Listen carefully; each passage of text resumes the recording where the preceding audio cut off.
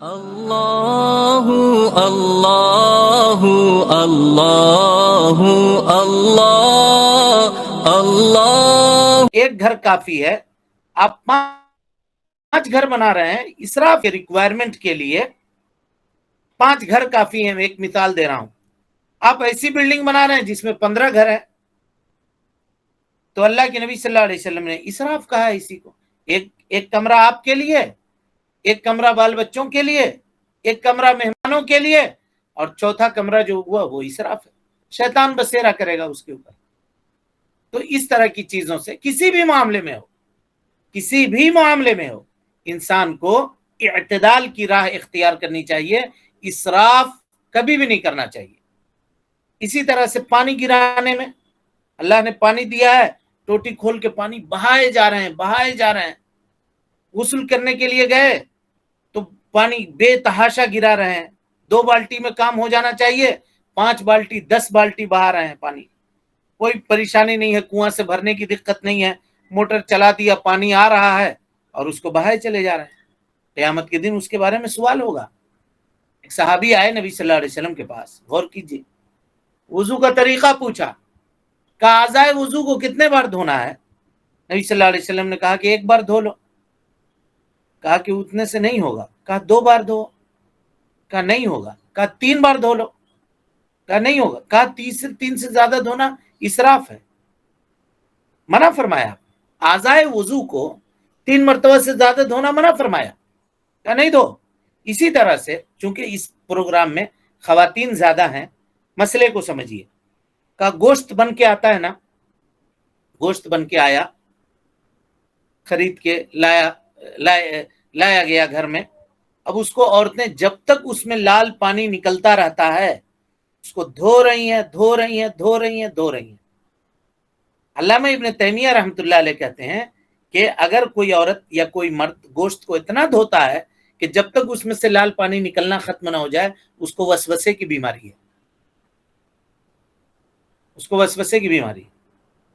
کہا اگر گوشت ذبح اسلامی طریقے پر کیا گیا ہے اور گوشت صاف ستھرا ہے تو آپ بغیر دھوئے اس کو پکا لیں، کوئی حرج نہیں۔ کچھ لوگ کہتے ہیں نہیں اس میں خون لگا رہتا ہے، کہا وہ خون معاف ہے۔ حرام کون خون ہے؟ دم مسفوح، جو نکلا ہے اس کے گردن سے، جانور کے گردن سے، وہ خون حرام ہے۔ لیکن گوشت کے ریشوں کے درمیان جو خون باقی ہے وہ خون معفو عنہ ہے، تب بھی اگر چلیے اس میں کسی کو گھن ہے تو کہا 1 مرتبہ دھو لو اس کو۔ اب دھوئے جا رہے ہیں اس کو، اس قدر دھو رہے ہیں کہ جب تک اس کا لال پانی نکلنا، اب کب تک دھوئیے گا؟ اسراف ہے یہ، شریعت نے اس کو منع کیا ہے۔ 3 مرتبہ دھو سکتے ہیں، 3 سے زیادہ بار دھونا وضو میں یہ اسراف ہے۔ 3 سے زیادہ بار دھونا، 3 مرتبہ آپ دھو سکتے ہیں، 1 مرتبہ میں اگر آپ آپ نے دھو لیا کمپلیٹ کر لیا تو کافی ہے۔ 1 میں نہیں ہوا 2 کیجئے، 2 مرتبہ دھوئیے، 2 میں نہیں ہوا 3 مرتبہ کیجئے۔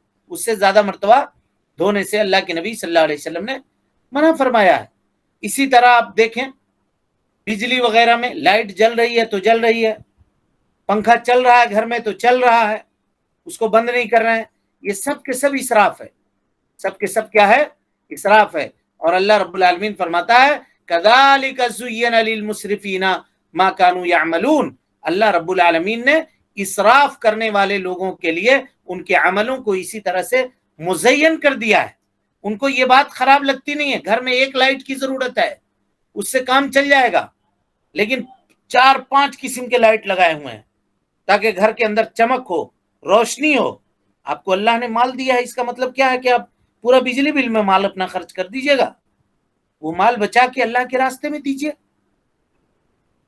یہ تو آج انسان کر نہیں سکتا ہے، لیکن اس طرح کی چیزوں کے اندر ڈیکوریٹ کرنے میں، سجانے میں اور دوسرے اعمال کرنے میں انسان اپنے اموال کو ضائع کرتا ہے۔ کل قیامت کے دن اللہ رب العالمین اس کے متعلق پوچھے گا، سوال کرے گا۔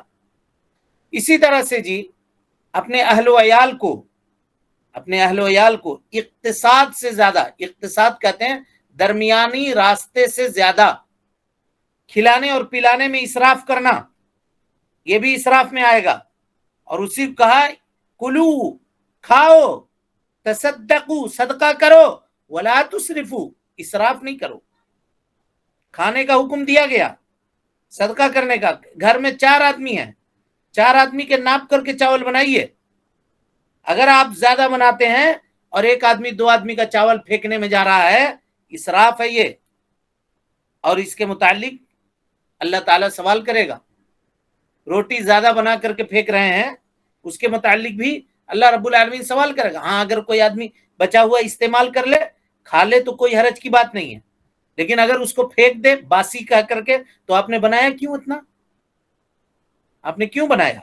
उसकी पूछ होगी क़यामत के दिन।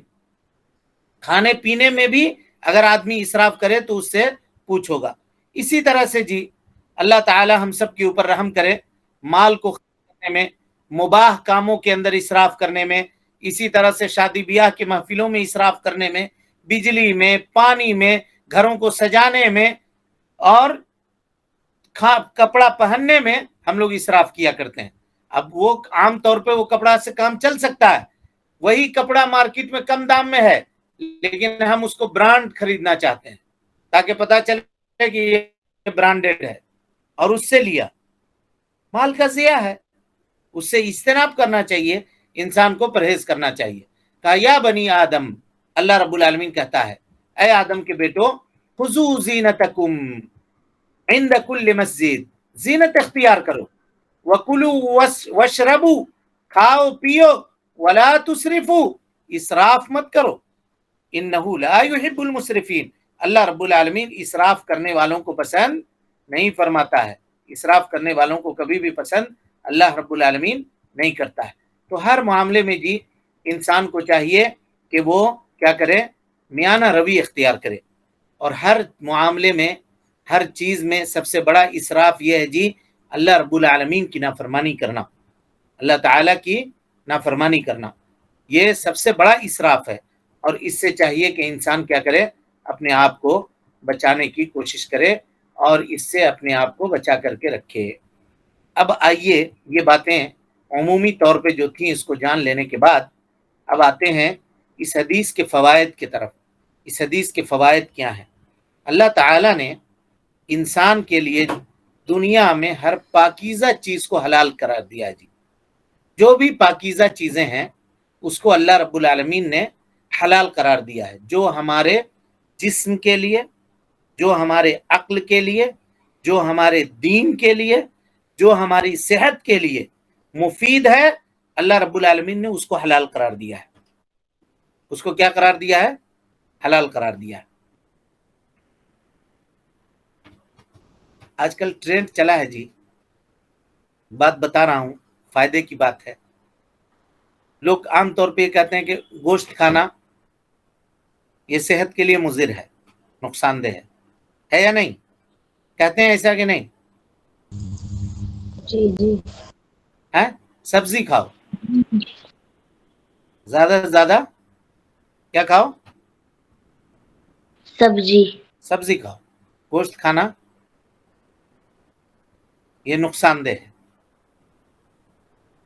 अगर वो चीज नुकसानदेह होती ना तो अल्लाह रब्बुल आलमीन उसको हलाल नहीं करता, ये जान लीजिए। हाँ, आप एतदाल की हद से आगे बढ़ रहे हैं, ये नुकसानदेह है। अब एक आदमी कुल्ली तौर पे अपने आप के ऊपर उसको मना कर ले, हराम कर ले, तो ये जायज़ और दुरुस्त नहीं है। क्योंकि आपको ये मालूम होना चाहिए कि अल्लाह ने जो ग़िज़ा उतारी थी हमारे और आपके लिए, वो असल में गोश्त था। वो हम लोगों ने मांग करके अल्लाह से सब्जी ली है। लन नस्बिर अला तआमिन वाहिदिन फदउ लना रब्बका युखरिज लना मिम्मा तुंबितुल अर्द। हम एक खाने के ऊपर है, मूसा सब्र नहीं कर सकते हैं। आप अल्लाह से दुआ कीजिए कि जमीन से उगी हुई चीज हमको दिलाए। क़िस्साइहा व फूमिहा व अदसिहा, दाल चाहिए और खीरा चाहिए, ककड़ी चाहिए, वो बसलिहा, प्याज चाहिए। हमने ये मांग के लिया है, समझ रहे हैं? तो इस वजह से ऐसा ये जो आम तौर पे लोगों की सोच बनती चली जा रही है, गोश्त खाना, ये फला खाना, ये सब बेकार की बातें हैं। कायदा कुल्लिया जान लीजिए, अगर वो चीज ہماری صحت کے لیے مضر ہوتی تو اللہ رب العالمین اس کو حرام کر دیتا. تب رہا اگر کوئی آدمی کہے کہ گوشت کھانے سے یہ ہو رہا ہے، گوشت کھانے سے نہیں ہو رہا ہے. گوشت کو پکانے میں جو مسالے استعمال کیے جا رہے ہیں اور اس کو پکانے کے لیے جو تیل وغیرہ استعمال کیا جا رہا ہے وہ نقصان دہ ہے. ورنہ پہلے زمانے میں لوگ چربیوں کے اوپر گوشت بنا کر کے کھاتے تھے، کہاں اس کو نقصان ہوتا تھا، اور محنت کش تھے لوگ. آج کل کے زمانے میں ویسا بیٹھنے والے لوگ نہیں تھے. تو یہ نقصان ہے. بہرحال یہ ایک الگ مسئلہ ہے، بات سے بات نکلتی ہے تو بات کی طرف چلے جاتے ہیں ہم لوگ. اصل بات یہ چل رہی تھی کہ اللہ رب العالمین نے ہمارے جسم کے لیے، عقل کے لیے، صحت کے لیے جو چیز فائدہ مند تھی اللہ تعالیٰ نے اس کو حلال کر دیا. اسی کو اللہ رب العالمین قرآن مجید کے اندر کہتا ہے الذین یتبعون الرسول النبی الامی الذی یجدونہ مکتوبا عندہم فی التوراۃ والانجیل یأمرهم بالمعروف وینہاہم عن المنکر ویحل لهم الطیبات ویحرم علیہم الخبائث. نبی کا کام یہ ہے کہ وہ پاکیزہ چیز کو حلال کرتے ہیں، ویحرم علیہم الخبائث، اور جو چیز ان کے لیے خبیث ہے، نقصان دہ ہے، نبی صلی اللہ علیہ وسلم اس کو کیا کرتے ہیں؟ حرام کر دیتے ہیں. سگریٹ پینا نقصان دہ ہے، شریعت نے حرام کر دیا. شراب پینا نقصان دہ ہے، شریعت نے حرام کر دیا. زردہ کھانا نقصان دہ ہے، شریعت نے حرام کر دیا. اسی طریقے سے زہر نقصان دہ ہے، شریعت نے حرام قرار دیا. اس کے علاوہ ہر وہ چیز جس کو شریعت نے حلال کیا ہے وہ جان لیجئے ہمارے لیے طیب ہے، ہمارے لیے پاکیزہ ہے، اس کو ہم کھا سکتے ہیں. تو اللہ رب العالمین نے، یہ قاعدہ ہے کہ اللہ رب العالمین نے تمام پاکیزہ چیزوں کو ہمارے لیے حلال کیا ہے، جس سے ہمارے جسم کی، ہمارے عقل کی، ہمارے مال کی، ہماری عزت کی، ہمارے دین کی حفاظت ہو. اس کو اللہ رب العالمین نے حلال قرار دیا ہے. اللہ کہتا ہے وَيُحِلُّ لَهُمُ الطَّيِّبَاتِ وَيُحَرِّمُ عَلَيْهِمُ الْخَبَائِثَ. اللہ پاکیزہ چیزوں کو حلال کرتا ہے، اور وہ چیزیں جو انسان کے لیے بری ہیں اللہ رب العالمین ان کو حرام کر دیتا ہے. اس سے معلوم ہوا جی کہ دنیا کی ہر مباح چیز انسان استعمال کر سکتا ہے. دنیا کی ہر مباح چیز انسان استعمال کر سکتا ہے، اور جتنی چاہے استعمال کر سکتا ہے. سمجھ رہے ہیں؟ ایسا نہیں ہے کہ یہ فلاں یہ تو کر سکتا ہے، دوسرا یہ نہیں کر سکتا، یہ اتنا کر سکتا ہے، اتنا یہ نہیں کر سکتا. سمجھ میں آ رہی بات؟ ایسا کچھ بھی نہیں ہے شریعت کے اعتبار سے. ہاں اگر کوئی آدمی، کوئی ڈاکٹر کسی کو کہے، ہم یہ نہیں کہہ رہے ہیں کہ اس کی بات بھی نہیں ماننی ہے، اگر وہ کہے مثال کے طور پہ شوگر کے مریض کو کہے کہ آپ کو شکر استعمال نہیں کرنا ہے تو آپ نہیں کیجئے. پوری تحقیق سے اگر وہ یہ بتا رہا ہے کہ آپ کو نہیں استعمال کرنا ہے تو آپ استعمال نہیں کیجئے، کیونکہ اہل خبرہ جو جس میدان میں ہے وہ جانتے ہیں. لیکن اگر ایک آدمی فٹ ہے، صحت مند ہے، تو وہ اپنے اوپر کہے کہ ہم یہ نہ کھائیں گے، ہم وہ نہ کھائیں گے، ہم وہ نہ کھائیں گے، وہ اس کی طبیعت کے اوپر ہے، ٹھیک ہے، لیکن اپنے لیے یا کسی دوسرے کے لیے اس کو حرام نہ کرے.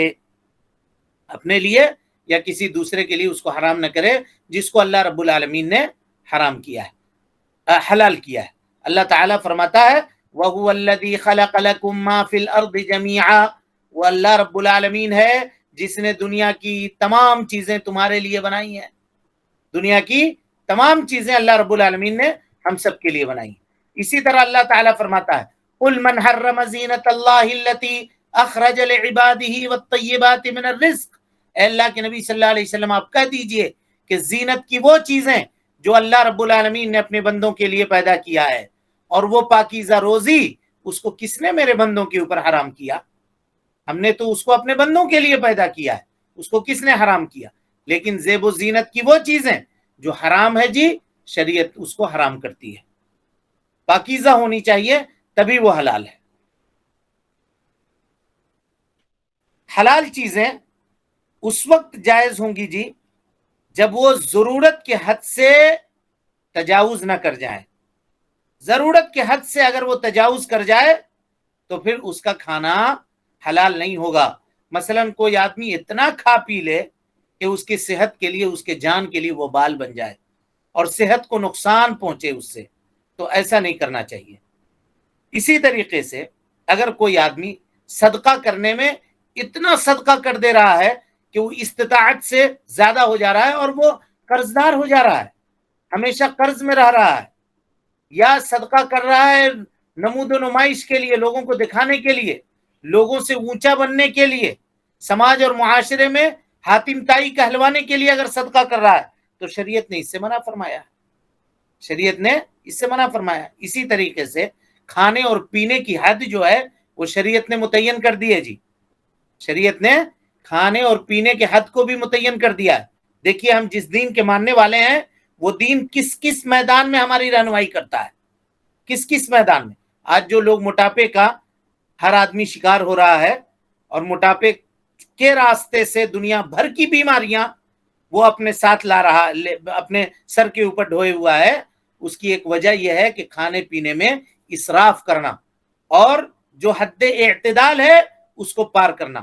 اللہ کے نبی جناب محمد رسول اللہ صلی اللہ علیہ وسلم فرماتے ہیں، حضرت مقداد ابن معدی کرب رضی اللہ تعالیٰ عنہ کی روایت ہے، کہتے ہیں کہ رسول اللہ صلی اللہ علیہ وسلم نے فرمایا، ما ملأ آدمی وعاء شرا من بطن، آدمی کوئی برتن پیٹ سے برا کوئی برتن نہیں بھرتا ہے، سب سے برا جو برتن ہے جس کو انسان بھرتا ہے وہ پیٹ ہے جی۔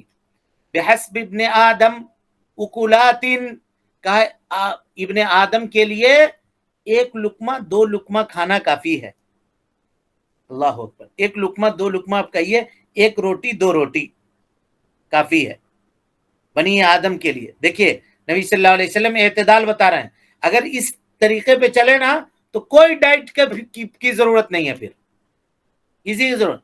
مسئلہ ہوتا کب ہے؟ جب صبح اٹھ کر کے آدمی کھاتا ہے 8 روٹی، اس کے ساتھ کلیجی، اس کے ساتھ اور چیزیں، سمجھے کہ نہیں، وہ ساری چیزیں، اس کے بعد بھی کہتا ہے کہاں کھایا نہیں جا رہا، 8 روٹی تو کھا سکے ہیں آج، اس کے بعد پھر دوپہر میں 2 پلیٹ کھانا کھایا، پھر رات میں 2 پلیٹ کھانا کھایا، تو شریعت منع کرتی ہے ایسا کرنے سے، اس میں شریعت کو الزام مت دیجیے آپ، شریعت منع کرتی، کہا اکولات لقیمات، کہا لقمہ بھی نہیں کہا، لقیمات تصغیر کے لیے، چھوٹے موٹے 2-4 لقمے انسان کے لیے کافی ہے، کھا لے گا ایکٹیو رہے گا، نماز میں بھی جی لگے گا۔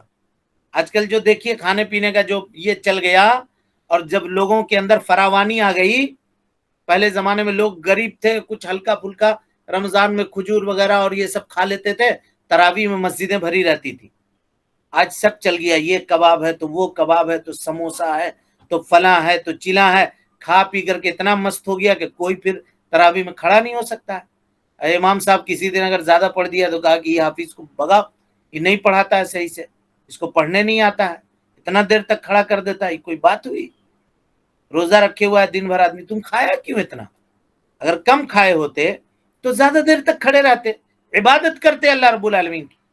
اور اسی کو اللہ کے نبی صلی اللہ علیہ وسلم نے کہا تھا، ایک زمانہ آئے گا جب لوگوں کے اندر سمن ظاہر ہو جائے گا، موٹاپا آئے گا، اللہ اکبر۔ دیکھیے تو آج ہر تیسرا آدمی موٹاپے کا شکار ہے، موٹاپا آئے گا، اور جب موٹاپا آ جائے گا تو عبادت لوگ صحیح سے نہیں کر پائیں گے، کھڑے ہو کر کے نہ رکوع کر سکیں گے نہ سجدہ کر سکیں گے۔ پہلے زمانے میں جب ہم لوگ چھوٹے تھے کہاں کرسی رہتی تھی مسجد میں؟ کیا اس وقت بوڑھے نہیں رہتے تھے کیا؟ اس وقت بھی بوڑھے ہوا کرتے تھے، لیکن سب ٹنچ ہوتے تھے، ٹھیک ٹھاک ہوتے تھے۔ اب دھیرے دھیرے دیکھیے تو مسجد لگتی ہے کہ آدھی مسجد کرسی سے بھر گئی ہے، کیا جوان کیا بوڑھا بھائی، گھٹنے میں درد ہے، کسی کے کمر میں درد ہے، کسی، یہ سب اسراف کا نتیجہ۔ اس کو سمجھنے کی کوشش کیجیے، اور جتنا جلدی اس کو انسان سمجھ جائے گا اس کے لیے اتنا بھلا ہے، اس کے لیے اتنا بھلا ہے۔ اب آدمی کہے گا کہ ہم کو میسر ہے تو اس کا کیا مطلب ہے کہ آپ جتنا چاہے اتنا کھا لیں؟ نہیں، شریعت اس سے منع کرتی ہے۔ کہا وکولات یقینا صلبہ، ایک دو لقمہ کھا لے جس سے اس کی کمر سیدھی رہے۔ فَإِن كَانَتْ لَا مُحَالَةً، کہ اچھا ٹھیک ہے اگر تمہارا من نہیں بھرتا ہے، زیادہ تم کو کھانا ہی کھانا ہے، اگر ایسا ہے تو کیا کرو؟ دیکھیے نبی صلی اللہ علیہ وسلم نے اس کا طریقہ بھی بتلا دیا، کہا کہ دیکھو پیٹ کو 3 حصے میں تقسیم کر لو، ثلث لطعامہ، 3 حصہ رکھو، کس کے لیے؟ 3 حصے میں تقسیم کرو، ایک حصہ رکھو کھانے کے لیے، ایک حصہ رکھو پانی کے لیے، اور تیسرا حصہ رکھو کس کے لیے؟ سانس کے لیے، ہوا کے لیے رکھو، اس سے زیادہ نہیں، اس سے زیادہ کھانے سے شریعت نے منع کیا. اسراف بتا رہا ہوں, کلو کلو, اللہ کے نبی صلی اللہ علیہ وسلم نے کہا کھاؤ پیو, اسراف نہیں کرو. وہ اسراف بتا رہا ہوں آپ کو کہ اسراف کیا ہے. اب ہم لوگ کھاتے اتنا ہے یہاں تک, حلق تک, کہ پھر پانی تو کیا سانس لینے کی بھی جگہ نہیں ہوتی ہے.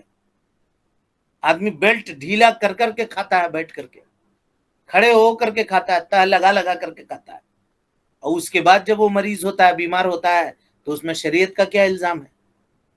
نبی صلی اللہ علیہ وسلم نے بتلا دیا, طریقہ سکھا دیا, دیکھو کھانے پینے کے یہ آداب ہیں, اس طرح سے کھائیں. اور اس سے پہلے بھی بات آپ کے سامنے گزر چکی ہے کہ آداب میں نبی صلی اللہ علیہ وسلم نے 3 انگلیاں استعمال کرنے کا. کوئی بھی چاول اٹھائے گا 3 انگلی سے کتنا اٹھائے گا جی؟ کھاتے کھاتے ایک پلیٹ کھاتے کھاتے آدھا گھنٹہ لگے گا اس کو. اب جب ایسے مٹھی بنا کے اٹھاوے اور کھائے, بغیر چبائے ہوئے کھانے کو اندر ڈالے, تو معاملہ کیا ہوگا؟ آج دیکھیے جو لوگ ہیں وہ بتاتے ہیں کہ اگر 32 دانت انسان کو اللہ نے دیے ہیں تو اس کا مطلب یہ ہے کہ وہ 32 مرتبہ کھانے کو چبا کر کے پار کرے اندر. ساری چیزیں ہیں, جب چبائے گا اتنی مرتبہ تھک جائے گا, وہ چھوڑ دے گا, کھانا نہیں کھائے گا اس سے زیادہ. لیکن ہم لوگ 2 مرتبہ, ایک مرتبہ ادھر سے ایک مرتبہ ادھر سے چباتے ہیں, تیسرے مرتبہ وہ کھانا اندر, بیمار پڑتے ہیں, گیس کے اور دوسرے بیماریوں کے شکار ہوتے ہیں. یہ سب شرعی آداب اور طریقے نہ معلوم ہونے کی وجہ سے, نہ معلوم ہونے کی وجہ سے ہے. اور جب ہم لوگ خود نہیں جانتے ہیں تو ہم دوسروں کو کیا بتائیں گے؟ ہم خود نہیں جانتے ہیں تو ہم اس کو دوسروں کے سامنے کیا بیان کریں گے؟ اسی طریقے سے اگر کوئی آدمی کئی دنوں کا بھوکا پیاسا ہو جی, اور زیادہ بھوک اس کو لگی ہو, تو سخت بھوک کی حالت میں اگر وہ زیادہ کھانا کھانا چاہتا ہے تو کھا سکتا ہے. شریعت نے اس کی بھی اجازت دی ہے. 2-3 دن سے آدمی بھوکا ہے بیچارہ, تو اب کہا کہ اب 1-2 لقمہ نہیں کھاؤ, اتنا میں تم اپنے اوپر ظلم کرو گے, تمہارا پیٹ نہیں بھرے گا. ایسی صورت میں تم تھوڑا اگر حد اعتدال میں رہ کر کے تھوڑا زیادہ بھی کھا لو, اگر 3 حصے سے زیادہ بھی, تو کوئی حرج کی بات نہیں ہے. اس کی دلیل کیا ہے؟ اس کی دلیل ہے کہ حضرت ابو ہریرہ رضی اللہ تعالیٰ عنہ کئی دنوں کے بھوکے پیاسے تھے جی. اصحاب صفہ میں یہ پڑھنے والے جو لوگ تھے, تو کسی نے دودھ بھجوایا, تو اللہ کے نبی جناب محمد رسول اللہ صلی اللہ علیہ وسلم نے حضرت ابو ہریرہ کی بھوک کو اور پیاس کو دیکھتے ہوئے آپ نے کہا کہ اے ابو ہریرہ پیو. پیا انہوں نے, بڑھا دیا پیالہ, کہا اور پیو, کہا اب نہیں ہو سکتا اللہ کے, کہا پیو, پیا. پھر انہوں نے کہا اور پیو, ابھی اور پیو, پھر پلایا انہوں نے. پیتے پیتے حضرت ابو ہریرہ نے جب آخر میں کہا والذی بعثک بالحق کی, قسم اللہ کی جس نے آپ کو حق کے ساتھ مبعوث کیا ہے, ما اجد لہ مسلکن, اب میرے پیٹ میں کوئی جگہ باقی نہیں ہے. اللہ کے نبی صلی اللہ علیہ وسلم, کوئی راستہ ہی نہیں ہے جو پیٹ میں چل جائے. دودھ سے پورا پیٹ بھر گیا ہے, جل تھل ہو گیا ہے. تو اللہ کے نبی صلی اللہ علیہ وسلم نے کہا کہ ٹھیک ہے تو اب بس کر دو. بخاری کی روایت ہے نا, 6452 نمبر کی حدیث ہے. تو پتہ چلا کہ اگر کئی دنوں سے ایک آدمی کو فاقہ ہے اور کھانا نہیں ملا ہے, اور اچانک اس کو کھانا ملتا ہے, تو شریعت یہ کہتی ہے کہ چلو 2-3 دنوں کا جو انرجی تمہارا ضائع ہوا ہے, اگر تم اس کو لینا چاہتے ہو, پورا مکمل کرنا چاہتے ہو کیلوری, تو وہ لے کر کے کر سکتے ہو. یہیں پر اجازت ہے. اس کے علاوہ جو ہے وہ صرف 3 حصے میں 1 حصہ کھانا کھائے, 1 حصہ پانی کے لیے رکھے, اور 1 حصہ ہوا کے لیے رکھے ہو. حدیث ابھی باقی ہے, وقت چونکہ مکمل ہو گیا. انشاءاللہ العزیز کل کے درس میں اس حدیث کی مزید تشریح آپ کے سامنے کی جائے گی. اللہ رب العالمین سے دعا ہے کہ اللہ تعالی ہمیں اور آپ کو حسن عمل کی توفیق دے. رب العالمین ہم سب کی اصلاح فرمائے, نیکیوں کو قبول کرے, سیئات سے درگزر فرمائے, جب تک زندہ رکھے دین اسلام پہ زندہ رکھے, اور جب اٹھائے ایمان پہ اٹھائے. آمین وآخر دعوانا ان الحمدللہ رب العالمین.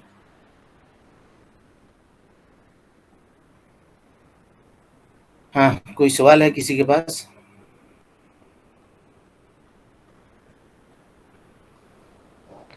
السلام علیکم رحمۃ اللہ وبرکاتہ. وعلیکم السلام. جی شیخ, آج کل جو فاسٹ فوڈ ملتے ہیں زیادہ تر اس میں کیمیکل کا نقصان دہ ہو اس کو استعمال کرنا چاہیے. مثال کے طور پہ اینٹی بائیوٹکس وغیرہ ہیں, تو اس کو ہمیشہ نہیں استعمال کرنا چاہیے. بلکہ جب ایک دم آدمی حد اقصا تک پہنچ جائے، آخری حد تک، تب اس کو استعمال کرنی چاہیے. اور ہم لوگوں کا معاملہ یہ ہوتا ہے کہ ذرا سا کچھ معاملہ ہوا، ہم چاہتے ہیں کہ ہم اینٹی بائیوٹک کھا کے فوراً صحیح ہو جائیں. تو وہ طریقہ نہیں ہے، وہ پھر نقصان ہوتا ہے، اس سے زیادہ نقصان ہوتا ہے. پہلے وہ دوائیں جو ہلکی ہیں اس کو کھا کر کے آدمی کچھ صبر کرے اور دیکھے کہ اگر اس سے نہیں معاملہ صحیح ہو رہا ہے تو اس کے بعد وہ دواؤں کو لے.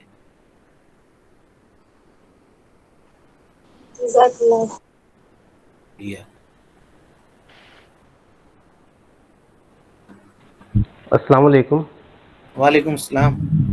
سر جیسے ابھی روم میں سجاتے ہیں، سر ڈیزائن وغیرہ بناتے ہیں یا تو پھر سیلنگ بناتے ہیں اور کچھ ایسے، تو یہ سبھی فضول خرچی میں آئے گا کیا؟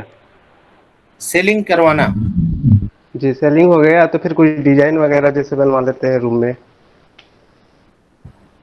اگر بہت زیادہ کشیدہ کاری وغیرہ ہے جی تو وہ فضول خرچی میں آئے گا. جی سر، جزاک اللہ خیر. بھیا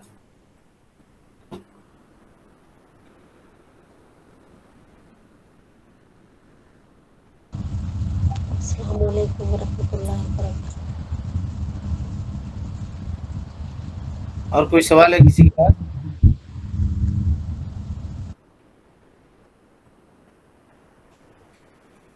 یہ آخری حدیث ہے نا شاید اس باب کی. جی. ایگزام کس دن آپ لوگ دینا چاہتے ہیں؟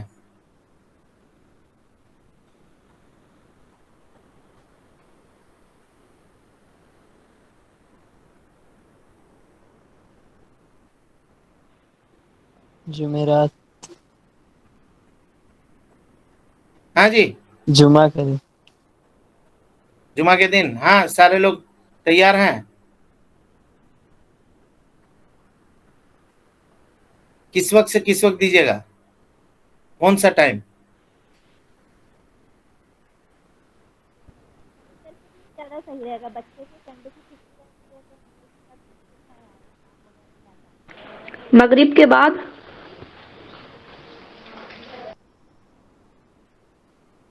دیکھیے لنک تو ہم گروپ میں شیئر کر دیں گے اور انشاءاللہ 1 گھنٹے کا وقت رہے گا. 1 گھنٹے کے بعد اس لنک کو بند کر دیں گے. 1 گھنٹے کے بعد اس لنک کو بند کر دیں گے. اب وہ وقت آپ لوگ بتا دیجئے کہ سب کو کس وقت زیادہ مناسب رہے گا تو اسی وقت وہ لنک دے دیں گے. شیخ ایگزام کا ڈیوریشن تھوڑا سا بڑھا دیجیے، پھر مشکل ہو جائے گا 1 گھنٹہ اگر ممکن ہے تو. 2 گھنٹہ کر دیں گے. پھر 2 سے زیادہ اگر کریں گے تو پھر لوگ دیکھ بھی لیں گے، ایگزام کا پھر مطلب نہیں رہے گا نا. 1 گھنٹہ ٹھیک ہے. جی سر، جیسا بہتر. جی جی.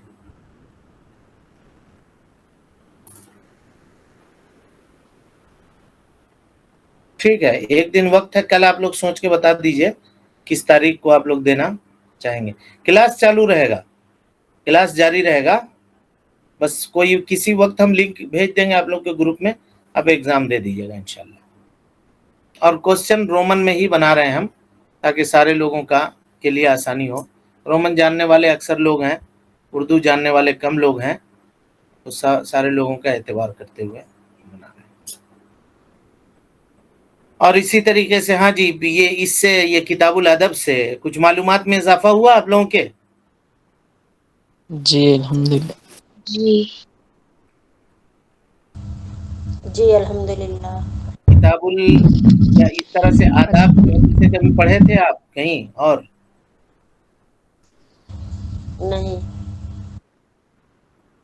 نہیں. تو انشاءاللہ یہ ابھی کتاب الادب تھا. اب اس کے بعد جو حدیثیں آئیں گی نا اس میں اور زیادہ انشاءاللہ علم میں اضافہ ہوگا، اور زیادہ اس میں ہم سب کے علم میں اضافہ ہوگا. بس یہ ہے کہ آپ سب اور ہم اپنے آپ کو بھی، آپ سب لوگوں کو بھی، کہ اس کو اپنی عملی زندگی میں نافذ کرنے کی کوشش کیجیے. عبداللہ ابن مسعود رضی اللہ تعالیٰ عنہ کہتے ہیں کہ ہم ایک حدیث یا ایک آیت سنتے تھے اور دوسری آیت سیکھنے کے لیے اس وقت تک نہیں آتے تھے اللہ کے نبی صلی اللہ علیہ وسلم کے پاس جب تک ہم اس کے اوپر عمل نہ کر لیتے تھے. جب تک ہم سیکھی ہوئی آیت کے اوپر یا سیکھی ہوئی حدیث کے اوپر عمل نہ کر لیتے. تو اس کو عمل کرنے کی کوشش کیجیے اور اپنے عملی زندگی میں نافذ کرنے کی کوشش کیجیے تاکہ اس حدیث کا فائدہ ہو، اس علم کا فائدہ ہو. چلیں، السلام علیکم ورحمۃ اللہ وبرکاتہ. اللہ اللہ اللہ اللہ اللہ اللہ اللہ اللہ اللہ